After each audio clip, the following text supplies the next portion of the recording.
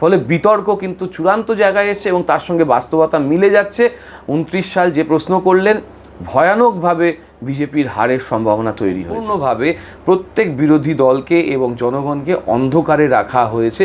সেটা যদি পরিষ্কার থাকতো তাহলে ডিবেটটার মানে এতটা বাড়তো না। পেপার লিক থেকে শুরু করে পেট্রোলের দাম বাড়া থেকে শুরু করে গ্যাসের দাম বাড়া থেকে শুরু করে এবং তার আনুষঙ্গ যেগুলো, আজকে দেখুন চিনির দাম বাড়ছে, সবজির দাম বাড়ছে, মাছের দাম বাড়ছে। বর্ডার সুরক্ষা তো আপনার, টাকা তো আপনি ছাপান, তাহলে বেআইনি টাকা বা বর্ডার থেকে অনুপ্রবেশ এই দায় কার? এই প্রশ্ন কে করেছিল 2014-র আগে? এই নরেন্দ্র মোদী করেছিলেন। দাদা, বিজেপি কেন তড়িঘড়ি ডিলিমিটেশন বিল পাস করতে চাইছে? এর পিছনে কি বিজেপি তথা অমিত শাহের কোনো চালাকি আছে? দেখো, জনগণনার আগে যখন ডিলিমিটেশন বিল চালু করতে চাইছে বা তার একটা ইচ্ছা প্রকাশ করছে, প্রথমে যখন সেটা বাতিল হয়ে গেল, তারপরে ওরা যেটা করলো সেটা হচ্ছে মহিলা সংরক্ষণ বিলের আড়ালে নিয়ে আসতে চাইলো।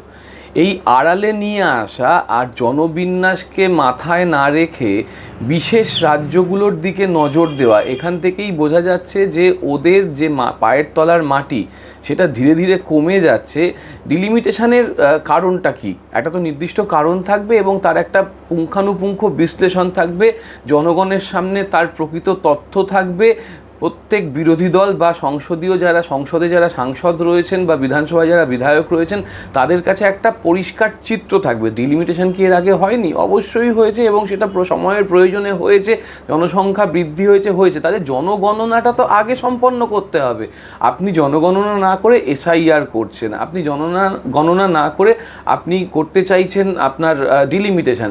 সেখানেই তো আপনার উদ্দেশ্য নিয়ে প্রশ্নচিহ্ন উঠে যাচ্ছে যে যেভাবে দক্ষিণ ক্ষতিগ্রস্ত হবে বা হবে না, সেভাবে পূর্ব ক্ষতিগ্রস্ত হবে বা হবে না, তার কিন্তু একটা প্রশ্নচিহ্ন থেকে যাচ্ছে। ফলে যখন ডিলিমিটেশন হয় তার কিন্তু নির্দিষ্ট কিছু ক্রাইটেরিয়া থাকে। তার মধ্যে অন্যতম ক্রাইটেরিয়া হচ্ছে যে একটা অঞ্চলে কীরকম জনগণনার বিন্যাস বৃদ্ধি পেয়েছে বা কমেছে।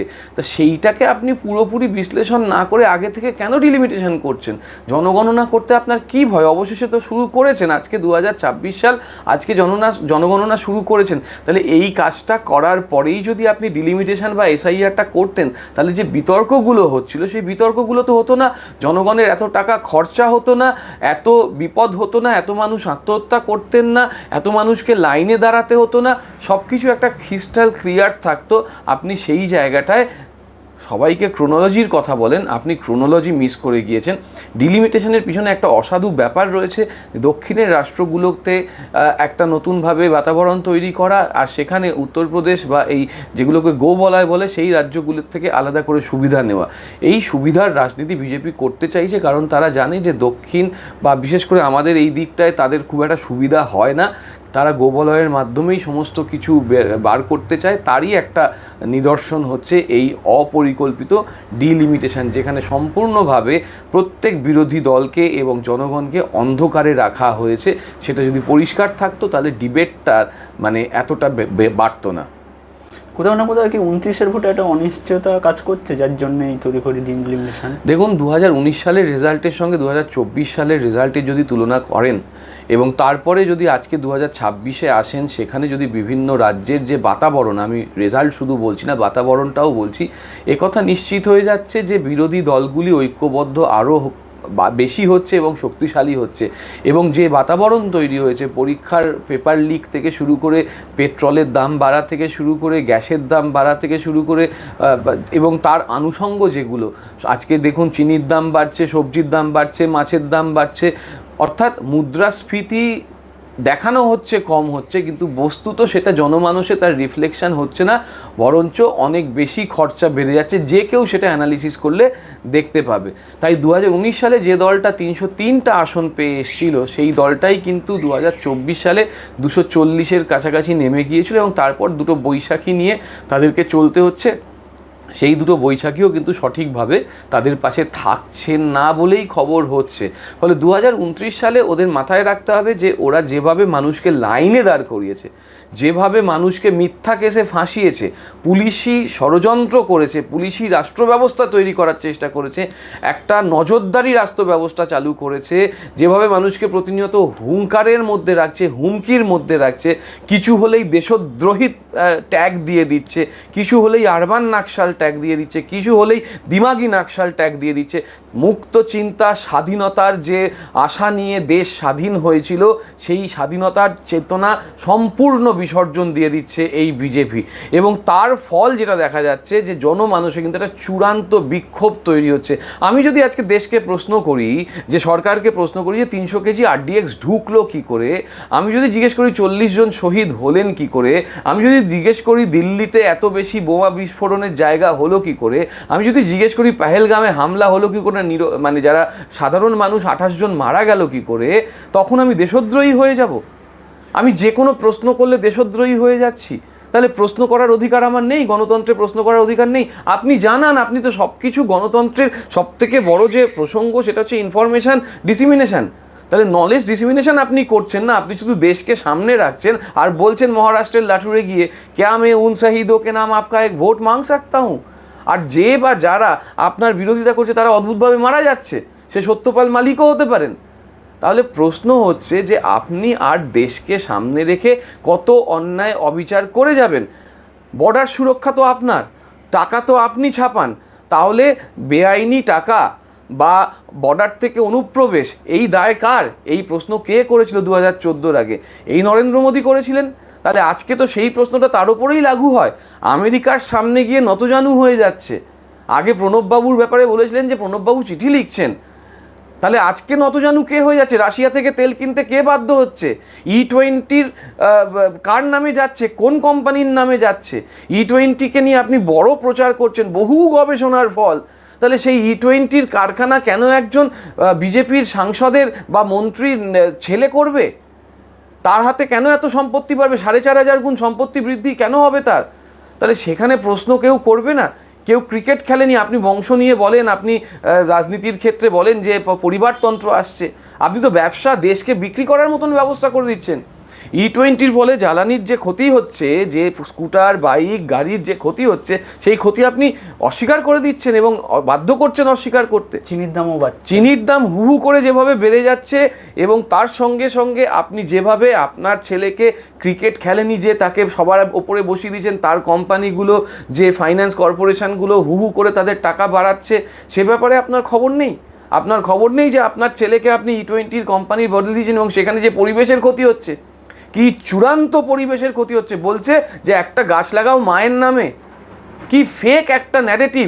মহারাষ্ট্রের জঙ্গল বিক্রি করে দিচ্ছে, ওড়িশার জঙ্গল বিক্রি করে দিচ্ছে, ও বিভিন্ন নর্থ ইস্ট কান্ট্রি যে স্টেটস তার দিয়ে বিক্রি করে দিচ্ছে।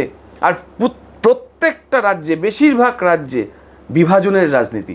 পশ্চিমবঙ্গে হুঙ্কার, হিন্দু মুসলিম, দেশবাদী, জাতীয়তাবাদী, রাষ্ট্রবাদী। আরে আমরা রাষ্ট্রবাদ শিখিনি? আমাদের অভিষেক বন্দ্যোপাধ্যায় অপারেশন সিন্দুরের পরে পুরো পৃথিবী ঘুরে এলো, পৃথিবী ঘুরে বলে এলো এবং সব থেকে বলিষ্ঠ বক্তব্য রাখলো। আমরা তো ঐক্যতানের রাজনীতিতে বিশ্বাস করি, আমরা তো মিলে সুর মেরা তুমারা তো সুর বানে হামারার কথা বিশ্বাস করি। আমরা তো আমাদের পতাকা যাতে উঁচু থাকে তার জন্য সব কাজ করি। কিন্তু আপনি সেই পতাকার আড়ালে নিজেকে ঢাকছেন এবং ঢেকে এমন কিছু অন্যায় কাজ করে যাচ্ছেন যেগুলো আর মানুষের চোখে অন্ধের মতন তারা মেনে নিচ্ছে না। যোগ দেওয়ার জন্য আব্দুলের বাবাকে এখানে, আমি তো সেটাই বলছি যে আপনি ধরে বেঁধে বেঁধে বলছেন। বিধানসভায় আপনি 5 জনের নাম বললেন, মাননীয় মুখ্যমন্ত্রী তিনি বললেন যে 5 জন নেতার নাম আছে, 5 জন ছাত্রের নাম আছে যারা বেসিক্যালি একটা ধর্মের মানুষ, মুসলিম ধর্মের মানুষ। 70 জনের নামে হয়েছিল। আপনি বললেন গুন্ডা দমন আইন লাগু করবেন। কোথায় গুন্ডা দমন আইন? যাদবপুরে যখন একটা ঘটনা ঘটছে, গুন্ডা দমন আইন নেই। আসলে গুন্ডা দমন আইনের তো এখনো বেসিক জায়গাটাই আপনারা জনমানুষে আনেননি। তাহলে আপনি কি করে গুন্ডা দমন আইন নিয়ে বিধানসভার মতন পবিত্র জায়গায় ওরকম হুঙ্কারের রাজনীতি দিলেন, যেটা আসলে ভুয়ো? আপনি বিধানসভায় বলছেন যে দেখুন তারাতলায় কার মাধ্যমে ব্রিজ ভেঙে গেছে, কার সাইন আছে, দিব্য তাকে নিয়ে আপনি পাশে বসে কথা বলছেন। আপনি বললেন যে অমুক খুন করেছে, বাপি মণ্ডল এই করেছে, 51,000 টাকা করে 100টা ক্লাবকে দিয়েছে বা এরকম আপনি নাকি ইনকাম ট্যাক্সে জানাবেন। সেই বাপি মণ্ডলকে নিয়ে কাঁধে হাত দিয়ে প্রধানমন্ত্রী কথা বলছেন, ডিনার ব্রেকফাস্ট করছেন। কোনটা সত্যি? আমরা তো খুব পরিষ্কার বুঝতে পারছি যে আপনারা দেশের নাম করে যেটা করতে চাইছেন, এই যে ডিলিমিটেশন নিয়ে আপনি প্রশ্ন শুরু করেছিলেন, তার জন্যই তো সব থেকে অনৈতিক কাজটা তারা করলেন, যে তৃণমূলের থেকে এনসিপিআইয়ে নিয়ে যে গেলেন এবং এনসিপিআইয়ের যে নেতাদের বিরুদ্ধে সব থেকে বেশি অভিযোগ এই রাজ্যে বিজেপিরা করেছিল, যেমন প্রকাশ সিং বড়াই, সে তো বিজেপিতেই চলে গেল ডাইরেক্টলি। তাকে তো খুব পরিষ্কারভাবে সুকান্ত মজুমদার, প্রাক্তন সভাপতি বিজেপির রাজ্যের এবং তার সঙ্গে সঙ্গে বর্তমানে শিক্ষা প্রতিমন্ত্রী, সে তো তাকে যার পর নাই বলেছিল তোলাবাজ, গরু পাচারকারী। তাহলে সে একদিনে সত্যি হয়ে গেল, একদিনে সে বিজেপির আদর্শে এসে মানে সে বাল্মীকি হয়ে গেল। আমি তো বুঝতে পারছি না এটা কোন ধরনের রাজনীতি, যে খুন করলে সাজা হয় না, খুন করলে তাকে বিজেপিতে নিলে সে বাল্মীকি হয়ে যায়। এই ধরনের কুৎসিত রাজনীতি যে জায়গাটায় নিয়ে চলে যাচ্ছে, হ্যাঁ তৃণমূলের নামেও অনেক অভিযোগ তারপরে আপনারা আনতে পারেন, কিন্তু তৃণমূল দেশকে বিক্রি করে খাচ্ছে না, আপনারা দেশকে সামনে রেখে করছেন যে ব্যক্তির পরে দল, দলের পরে দেশ, এবং সেই জন্য আমাদের অনেক কিছু সহ্য করতে হচ্ছে। কেন বিজেপিতে আর কোনো লোক ছিল না? রাজু বন্দ্যোপাধ্যায় ছিল না? সায়ন্তনবাবু ছিলেন না? যে ওই দিনকে দিলেন দেবজিৎবাবু ছিলেন না? তারা দেশবাদী নয়, তারা রাষ্ট্রবাদী নয়? তাহলে যে তিনজনকে আপনারা নিলেন না, তার বদলে এই তিনজনকে নিতে পারলেন না? বিমল শঙ্কর নন্দনকে নিতে পারলেন না? এরা বিজেপি করেন না দীর্ঘদিন ধরে? আরও কত আছে, স্বপনদা আছে। তাহলে যারা আজকে টিভিতে গলা ফাটাচ্ছে দীর্ঘদিন ধরে, আমি বিজেপির হয়ে কিছু বলার জায়গায় নেই, আমি সাধারণ মানুষের কথা বলছি, সাধারণ মানুষ তো এই কথাগুলো বলছে। তাহলে আপনারা মূলত দেশকে সামনে রাখছেন, অনৈতিক কাজ করছেন, মিথ্যাচার করছেন তৃণমূল সহ অন্যান্য রাজনৈতিক দলের বিরুদ্ধে। এটা প্রমাণ করে দিচ্ছে যে আপনারা হয় অনৈতিক কাজ করছেন, নয় মিথ্যাচার করছেন। যদি তৃণমূলের সেই নেতারা চোর, জোচ্চোর, খুনি, পাচারকারী হয়ে থাকে, তাহলে তাদের জেলের পিছনে থাকা উচিত ছিল, সাজা হওয়া উচিত ছিল। আজ অবধি তাদের সাজা হয়নি। তার মানে আপনারা তাদের নিচ্ছেন, নিয়ে আপনারা প্রমাণ করছেন যে তারা ভালো ছিল, আপনারা মিথ্যে প্রচার করেছেন। অথবা তারা যদি সত্যি হয়, তাদের সাজা না দিয়ে নিজের দলে নিয়ে আপনারা অনৈতিক কাজ করছেন, এবং অনৈতিক কাজ করে আপনারা প্রমাণ করে দিচ্ছেন যে আপনারা প্রকৃত গিরগিটিদেরও হার মানাবেন। অভিষেক বন্দ্যোপাধ্যায়ের বিরুদ্ধে সেই 7-8 বছর ধরে বা কাছাকাছি 10 বছর কয়লা পাচারকারী, গরু পাচারকারী, তার টাকা কামাক ছিটে যাচ্ছে, এত তথ্য তালা যেটা ছেলে রাজনীতিটা মাঠে নেমে করছিল, সেই রাজনীতির একটা নতুন আঙ্গিক তৈরি করছিল, জনগণের গর্জন করার চেষ্টা করছিল, নবজোয়ার করার চেষ্টা করছিল, তাকে আপনারা একদম নাস্তানুবুদ করে দিলেন। কারণ বুঝতে পারলেন এই ছেলেটার যে অরা আছে, অভিষেক বন্দ্যোপাধ্যায় যে রাজনীতি করতে পারে বুক চিতিয়ে, সেটা আপনাদের সমস্যার জায়গা তৈরি করবে। তাই আপনারা ট্যাগ করা শুরু করলেন। তাহলে যদি প্রকাশ সিং বড়াইক অন্যায়কারী না হয়ে থাকে, তাহলে অভিষেক ব্যানার্জি কী করে আসছে? আজকে 4 তারিখের পর কয়লা চোর, গরু চোর এইসবের ব্যাপার আর আসছে? তখন ডিজে আসছে। তাহলে সেই ডিজে নিয়ে ওই যে জুন মালিয়া, এসো কাছে এসো, হ্যাঁ হাত ফাত মিলিয়ে নিচ্ছেন আপনারা।